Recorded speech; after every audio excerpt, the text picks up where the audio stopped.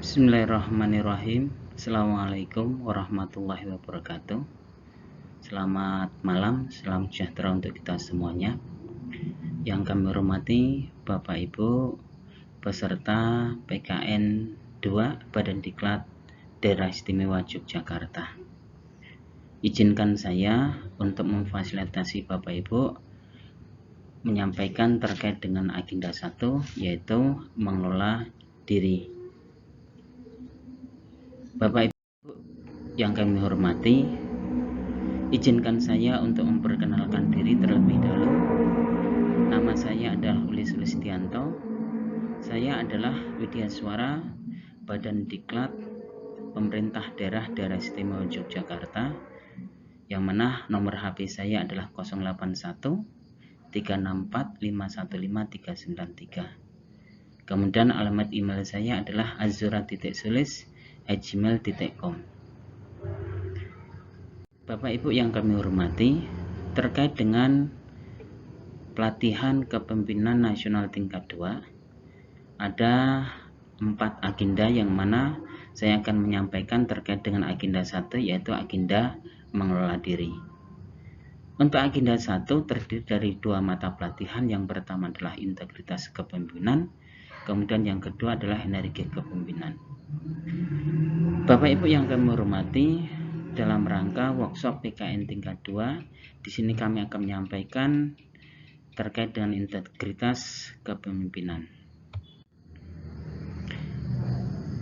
Untuk integritas kepemimpinan, hasil pembelajarannya adalah setelah mempelajari terkait dengan integritas kepemimpinan, peserta diharapkan mampu untuk menyusun strategi organisasi dalam menegakkan integritas, baik dalam rangka internalisasi integritas dalam dirinya sendiri maupun mampu untuk mengaktualisasikan integritas dalam memimpin organisasinya di tempat kerja masing-masing. Materi pokok dari integritas kepemimpinan ada 3. Yang pertama adalah kebijakan pemerintah yang bersih dan akuntabel.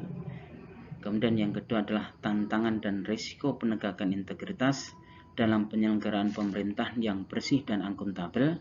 Kemudian yang ketiga adalah penguatan strategi organisasi dalam penegakan integritas. Bapak Ibu yang kami hormati, yang mana dalam presentasi ini akan saya sampaikan materi pokok yang pertama saja, yaitu kebijakan pemerintah yang bersih dan akuntabel. Latar belakang mengapa integritas kepemimpinan disampaikan ataupun dipelajari dalam PKN tingkat 2, yang mana Bapak Ibu kita semua sudah mengetahui bahwasanya terkait dengan fenomena di Indonesia, yaitu tingkat korupsi yang begitu tinggi dan sampai sekarang belum bisa ditangani secara optimal. Berdasarkan survei dari Lembaga Transparansi Internasional, indeks persepsi korupsi di Indonesia dengan rentang indeks 0, yaitu sangat korup, dan 10 sangat bersih. Dalam artian semakin rendah nilai indeks persepsi korupsi, maka semakin tinggi tingkat korup di suatu negara itu.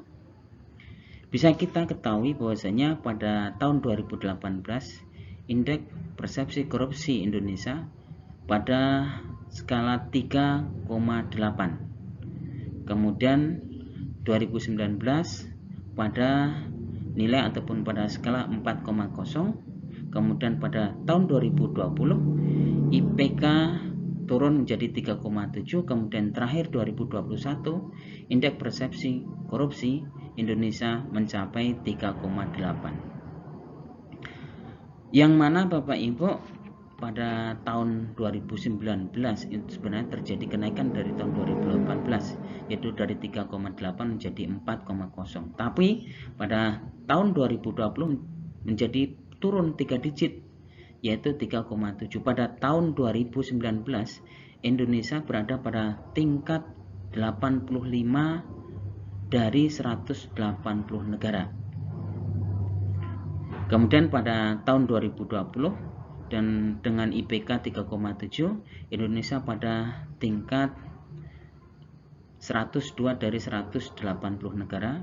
Kemudian pada tahun 2021 ataupun yang terakhir, Indonesia pada tingkat 98 dari 180 negara dari tingkat korupsinya.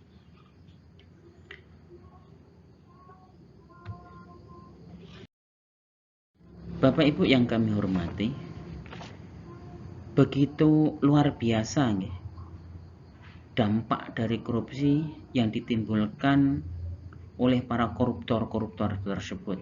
Koruptor-koruptor tersebut begitu menikmati hasil korupsinya, kemudian mengakibatkan luar biasa nih, penderitaan rakyat, adanya kemiskinan, adanya keterbelakangan, adanya kebodohan seperti yang kita lihat seperti ini.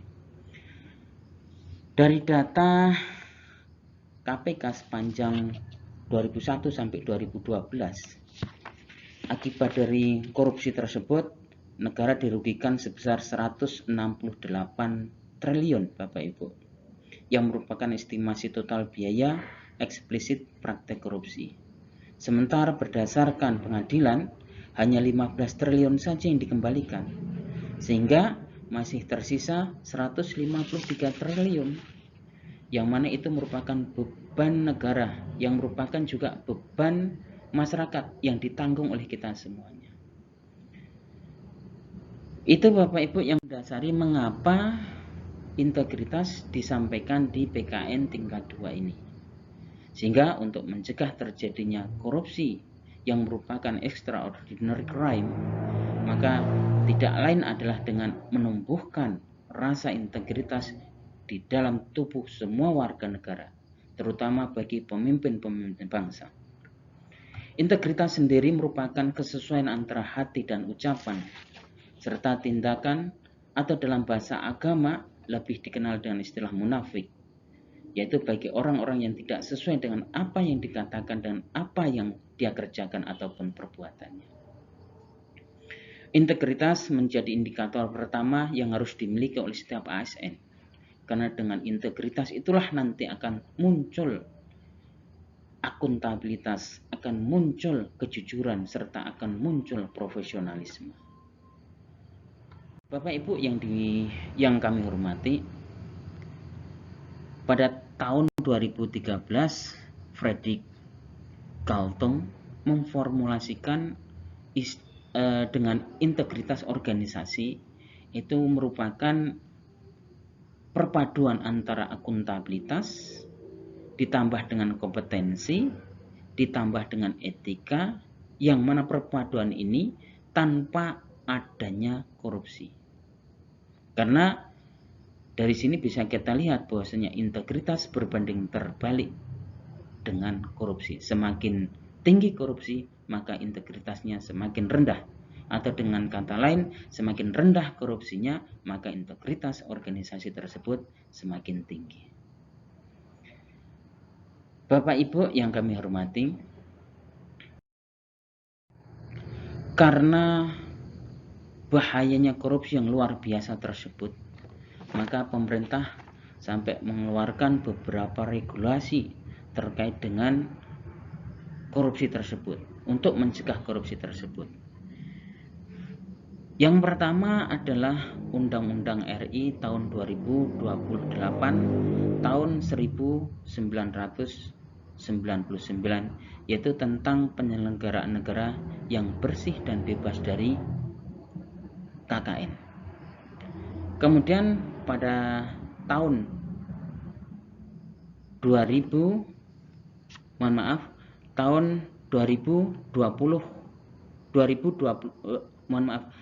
Undang-Undang nomor 20 tahun 2001, itu merupakan perubahan atas Undang-Undang nomor 31 tahun 1999 tentang pemberantasan tindak pidana korupsi.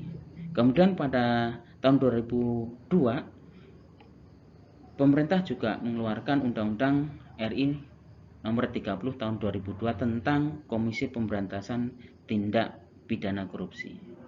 Juga dengan dikeluarkan peraturan pemerintah Nomor 71 tahun 2000 tentang tata cara, peran serta masyarakat dalam pemberian penghargaan dalam pencegahan dan pemberantasan tindak korupsi.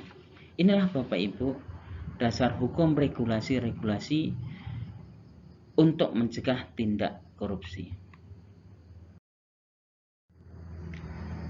Kemudian kita sebagai ASN, terutama kita sebagai pemimpin dalam suatu organisasi, harus berusaha keras tenaga menjauhi tindak pidana korupsi yang antara lain terdiri dari kerugian negara, keuangan negara, kemudian ada juga suap menyuap, kemudian penggelapan dalam jabatan, kemudian juga benturan kepentingan dalam pengadaan barang atau yang disebut dengan conflict of interest. Kemudian ada juga perbuatan curang, kemudian pemerasan dan gratifikasi. Itulah Bapak Ibu kategori tindak pidana korupsi yang ada di Indonesia. Sehingga pada akhirnya kita sebagai pemimpin harus berintegritas. Seorang pemimpin harus mampu untuk mentransformasikan nilai-nilai agama, mengimplementasikan nilai-nilai luhur Pancasila dan budaya bangsa dalam kehidupan sehari-hari, baik sebagai kehidupan pribadi maupun sebagai kehidupan berbangsa dan bernegara. Demikian Bapak Ibu yang bisa kami sampaikan, kurang lebihnya mohon maaf. Assalamualaikum warahmatullahi wabarakatuh. Terima kasih.